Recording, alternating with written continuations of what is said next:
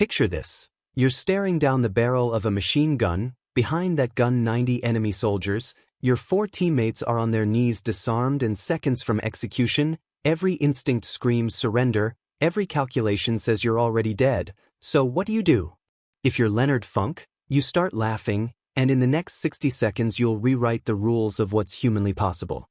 January 1945, Belgium, the snow falls like static erasing the world as First Sergeant Leonard Funk trudges through waist-deep drifts leading a column of men who shouldn't be here. These aren't elite warriors, they're clerks, cooks, supply guys, men who joined the army to push papers and now they're gripping frozen rifles with shaking hands because Company C lost too many soldiers and desperate times make infantry out of everyone.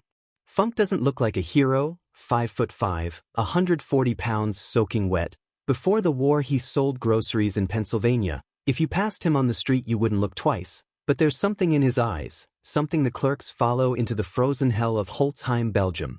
The village appears through the blizzard like a fever dream, 15 farmhouses with Germans in every single one, machine gun nests, rifle positions, the kind of fight that should cost dozens of American lives. But Funk doesn't hesitate, he moves through those houses like smoke, room to room, door to door. His makeshift platoon follows learning combat in real time, terror transforming into adrenaline, and by the time the shooting stops 30 Germans are prisoners and not one American is dead.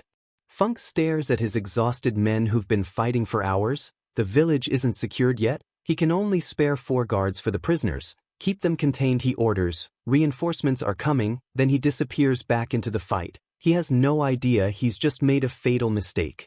20 minutes later the German patrol materializes from the snow like ghosts, white camouflage capes, silent approach. By the time the 4 American guards understand what's happening, rifle barrels are already pressed against their skulls, hands up, weapons down, on your knees. The prisoners become liberators, 80 captured Germans suddenly free plus the patrol that freed them, 90 total, and they don't run. That's the terrifying part, they organize.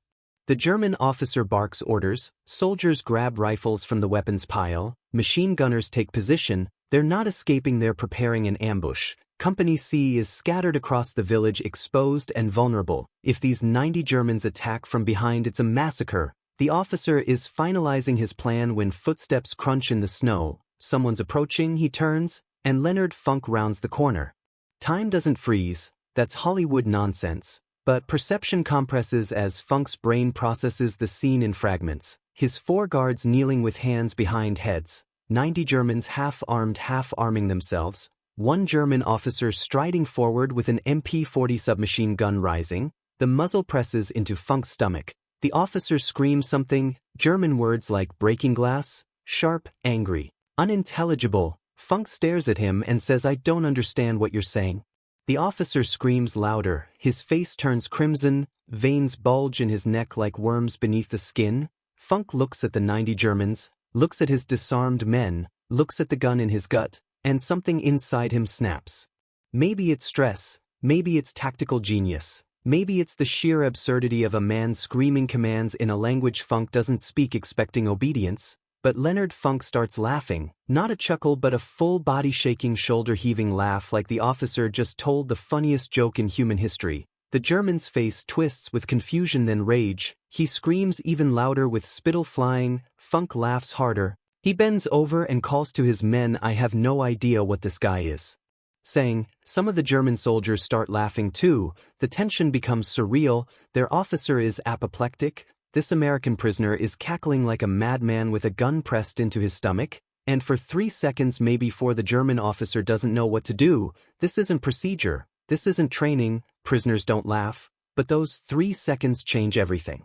Still laughing, Funk slowly reaches toward his Thompson submachine gun slung over his shoulder in standard paratrooper carry position. The German officer watches thinking good, the American is finally surrendering his weapon. Funk's hand closes around the grip. He begins to unsling it slowly, carefully, like he's complying. The officer relaxes just slightly, just enough. Then Leonard Funk moves in one motion faster than thought. The Thompson swings down, the muzzle aligns, his finger finds the trigger, and the M1A1 Thompson fires 45 caliber rounds at 600 per minute. At point-blank range, each bullet doesn't wound, it destroys. The first burst hits the German officer's center mass. 30 rounds in 3 seconds. The officer's body jerks like a puppet with cut strings. He's dead before his brain registers pain. Funk pivots, still firing. The Thompson sprays lead in an arc. German soldiers scream. Bodies fall. Blood sprays across white snow, painting abstract art in crimson. The magazine runs dry. 30 rounds, 3 seconds gone. Now comes the moment that separates legends from corpses. Reloading a Thompson takes 2 seconds. In a firefight, 2 seconds is eternity. 2 seconds is enough time for 90 Germans to kill 1 American, but Funk's hands move on autopilot, muscle memory from 10,000 training repetitions, yank the empty mag, slam in a fresh one, rack the bolt. The entire sequence takes less than a heartbeat. He keeps shooting and he's screaming at his guards, pick up their weapons, pick up their weapons. The 4 Americans still on their knees scramble for rifles. Seconds ago they were prisoners awaiting execution, now they're fighting for their lives. The Germans are in chaos. Their officer is dead. Nobody gave orders for this. The American who was laughing is now killing them. Some fire back. Bullets crack past Funk's head. 1 round kills the soldier beside him, but Funk doesn't stop.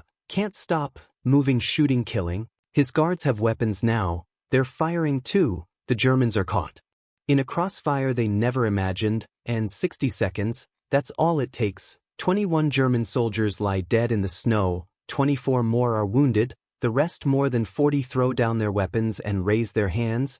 The prisoners are prisoners again. Leonard Funk stands in the center of the carnage. Smoke rises from his Thompson. Bodies surround him in a rough circle like he's the epicenter of a violent explosion. He looks at his men and says, "That was the stupidest thing I've ever seen."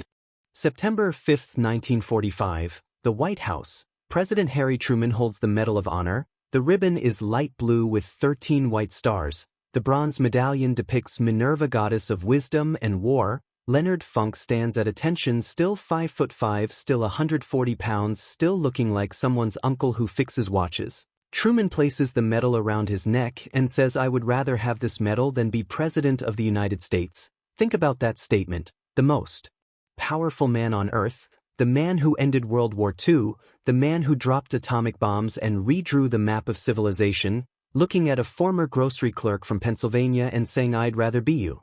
But here's what nobody tells you about the Medal of Honor. Here's what the history books skip. Leonard Funk earned it because he remembered Malmedy. 16 days before Holtzheim, 113 American soldiers surrendered to an SS unit in Belgium. The Germans marched them into a field, then opened fire. 84 Americans died, shot like animals. The survivors played dead in the snow for hours with German boots walking past and German voices laughing. When Funk heard about Malmedy, something hardened inside him, a decision made in silence, a line drawn in his soul. I will never surrender to the Germans. That decision, that refusal, is why he laughed at Holtzheim, why he fought 90 men with a Thompson and audacity, why he's alive when mathematics says he should be dead. Because surrender wasn't an option, so impossibility became irrelevant. November 20th, 1992, Braddock Hills, Pennsylvania. Leonard Funk dies of cancer at 76. They bury him at Arlington National Cemetery among heroes from every American war. He spent 27 years after the war working at the Veterans Administration, helping other soldiers navigate bureaucracy, processing disability claims. The same clerk work he did before jumping out of planes and killing Germans. He never wrote a book, never did speaking tours, never turned his Medal of Honor into fame or fortune. When people asked about Holtzheim, about the laughing about the 90 Germans, he'd shrug and say, "Did what I had to do. That's it." That's all he ever said. His Medal of Honor hangs in a case somewhere along with the Distinguished Service Cross, the Silver Star, 3 Purple Hearts, decorations from France, Belgium, and the Netherlands. Most people have never heard of Leonard Funk. They know Audie Murphy. They know Alvin York. The famous names. They don't know the short, quiet paratrooper who laughed at death and won. Here's what Leonard Funk's story teaches us. Courage isn't about size. It isn't about strength. It isn't about training or talent or natural ability. Courage is what you do when there's a gun in your stomach and 90 men want you dead. It's thinking when everyone else has stopped. It's moving when everyone else has frozen. It's laughing when the whole world says you should be terrified. Because sometimes the most dangerous thing you can do is exactly what nobody expects. Sometimes the only way to survive the impossible is to convince everyone, including yourself, that you're already dead. and then fight like you've got nothing left to lose, because in that farmhouse in Belgium covered in snow and surrounded by enemies, Leonard Funk understood a truth that most people never learn: the worst thing that can happen to you isn't death, it's giving up before you find out what you're capable of. Leonard Alfred Funk Jr., August 27, 1916 to November 20, 1992, Medal of Honor recipient. The most decorated paratrooper of World War II, 5 foot 5 inches of absolute hell.